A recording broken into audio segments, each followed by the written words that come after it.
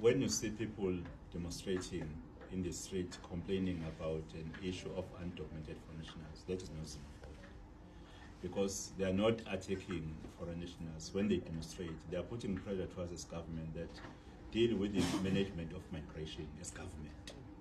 And they are directing their frustration to government, to us as government.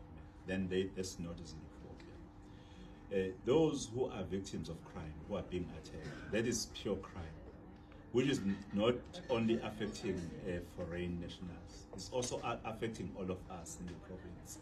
Hence, our call is that they must report to the police, and police must arrest whoever perpetrates crime in the province. We cannot allow a situation wherein people will behave as they like in the country, which has laws. So it's important that they report to the police, and police will actually arrest them. And it's not true that this kind of a conversation normally takes place when it's pre-elections season. It's not true. We had elections in 2024. There was no such. We have been having elections even in 2021. There was no such. So this is an issue which we have taken too long as government to address. And we agree with the entire society when they are saying, government, you should have started to manage migration properly within the laws of our country long time ago. Hence, we are doing that now as government, and we are ensuring the safety of everyone, the safety of the foreign nationals, and the safety of people of this province, the citizens of our province.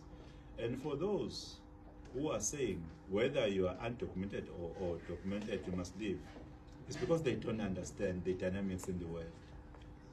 That you cannot say that when we have investors from other countries in South Africa who are benefiting South Africans, who are employing South Africans, you cannot say that when we have South Africans who are living in other countries, because when you make that call, you mean also those South Africans must come back and leave the opportunities in the other country. The only problem here is the problem of the illegal ones, the undocumented ones. That's the problem which we are all in agreement that they are within their rights to voice their frustration in members of the society. But we are saying to the people of this province, we expect no one to commit crime in the process. We expect no one, in fact, to cause people to participate in violence during this period.